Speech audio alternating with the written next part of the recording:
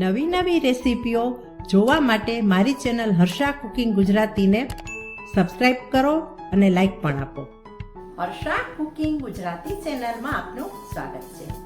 ચોળાફળી સાથે ખાવાની આજે આપણે ચટણી બનાવીશું અને છાંટવાનો જે સૂકો મસાલો હોય તે પણ બનાવીશું. તો ચાલો બનાવીએ દિવાળી ઉપર પ્રિય એવી ચોળાફળીની સાથે ખવાતી ચટણી અને તેની સાથે સ્પ્રિંકલ કરવાનો મસાલો.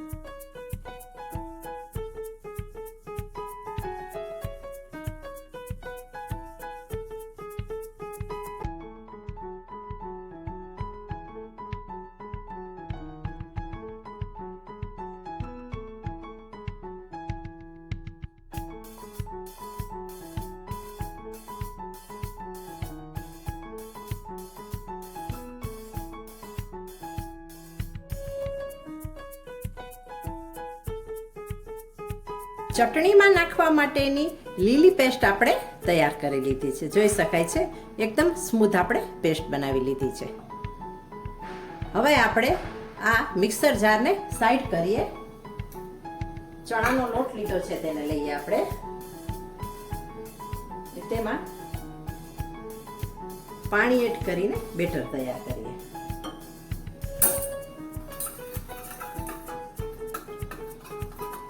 રીતે ગાંઠા ભાગી નાખવાના છે. એક બેટર તૈયાર કરી લઈએ. તમારે જેટલી ચટણી બનાવવી હોય તેટલો ચણાનો લોટ લઈ શકો છો.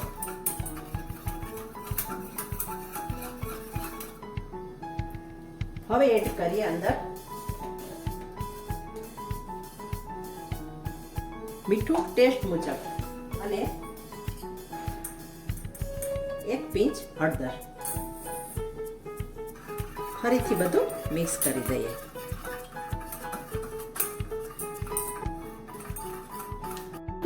ગેસ ઉપર આપણે કઢાઈ ચડાવી છે અને તેમાં પાણી છે એ ચણાના લોટ વાળું ઉમેરી દઈએ અને તેને આપણે હલાવી દઈએ.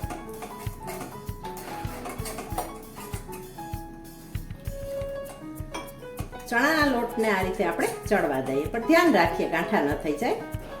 તાપ આપણે એકદમ ધીમો રાખીએ. થોડું ઘાટું થાય એટલે થોડું પાણી ઉમેરતા જઈએ. સૌથી પહેલા આપણે વધારે પાણી નહીં એડ કરીએ તો ચડતા વાર લાગે ચણાના લોટને. એટલે જેમ જેમ જરૂર પડે તેમ આપણે ચડવા માટે જરૂરી જેટલું પાણી છે એટલું ઉમેરતા જઈશું. આ ચટણી બનાવવી ખૂબ સહેલી છે. જ્યારે આપણે માર્કેટમાંથી ચોરાફળીના તૈયાર પેકેટ લાવતા હોય ને તેમાં ચટણી આવતી નથી હોતી, માત્ર મસાલો જ આવતો હોય છે. તો આ ઘરે આ રીતે બનાવી શકાય. અને જ્યારે આપણે લૂઝ ચોરાફળી લાવીએ ત્યારે પણ લારીવાળા પાસે જે મળતી હોય છે ને ચટણી ખૂબ તીખી હોય છે અને કઈ રીતે બનાવી હોય છે, એમાં શું શું કેવી રીતે નાખ્યું હોય છે એ પણ આપણે ખબર નથી હોતી. એટલે એવી ચોરાફળી લાવીએ જ્યારે તળેલી તો પણ તમે આ ચટણી ઘરે બનાવી શકો, જેથી આપણને જેવી ફાવે એવી બનાવી શકીએ. તીખી અને આપણા સ્વાદની, તીખી ઓછી તીખી સ્વાદ મુજબની અને આપણા ફ્રેશ મસાલાથી તરત જ થઈ જાય છે. જરા પણ વાર લાગતી નથી. જો ઘાટું થવા માંડ્યું છે મિશ્રણ.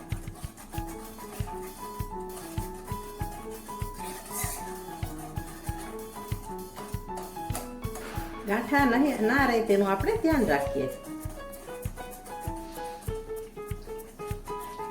અહીં મેં એક નાની વાટકી પાણી ઉમેરેલું છે.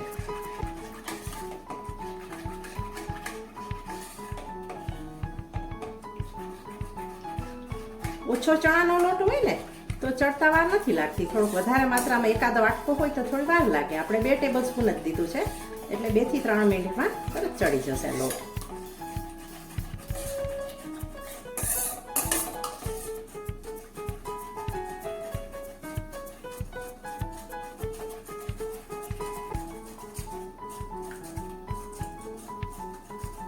હવે આ તબક્કે તમારે જેટલી ચટણી બનાવી હોય એટલું પાણી ઉમેરી દેવાનું.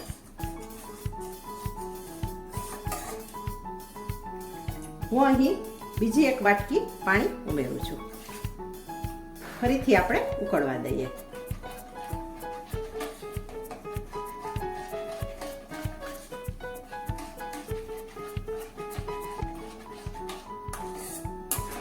ગેસને હવે આપણે થોડો મીડિયમ કરીએ, જેથી તરત ઉકળી જાય. લોટ ચડી તો ગયો જ છે પણ ફટાફટ ઉકળી જાય.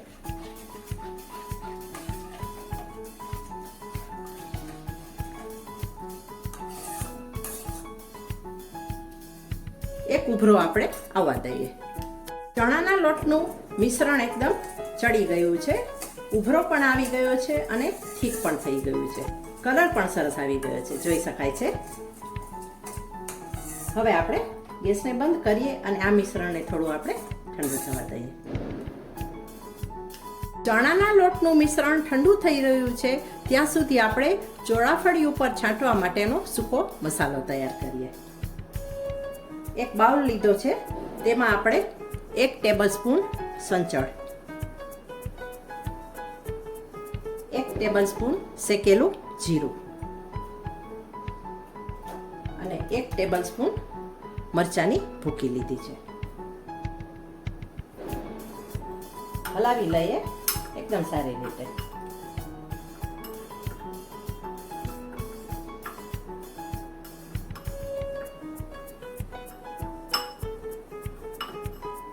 ચોળાફળી ઉપર છાંટવાનો સૂકો મસાલો તૈયાર થઈ ગયો છે.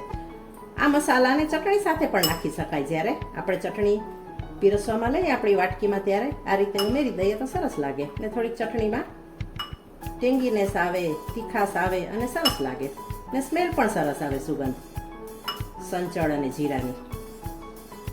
જો એકદમ ઈઝી છે મસાલો બનાવવો.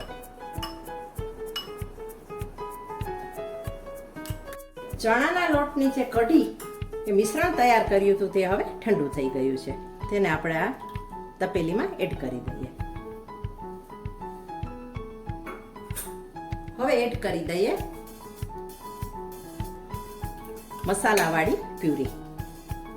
ફુદીના, કોથમરી, મરચું જે નાખેલું છે, આદુ વગેરે તે પેસ્ટ ઉમેરી દઈએ.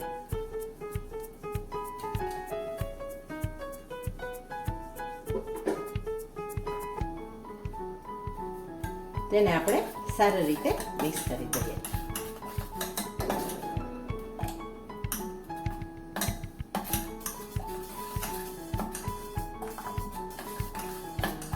એકદમ સરસ ગ્રીન કલરની તાજા ફ્રેશ મસાલાની ચોળાફળી સાથે ખાવાની ચટણી આપણે રેડી કરી લીધી છે.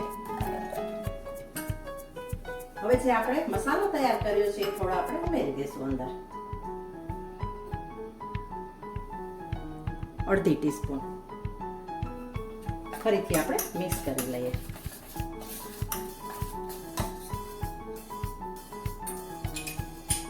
હવે આપણે લીંબુ એડ કરી દઈએ, લીંબુનો રસ. આપણે લીંબુના ફૂલ નહીં ઉમેરીએ, અડધા લીંબુનો રસ. આ માપમાં તમારે અડધા લીંબુનો રસ ઉમેરવાનો, વધારે હોય તો એ રીતે એડજસ્ટ કરી લેવાનું.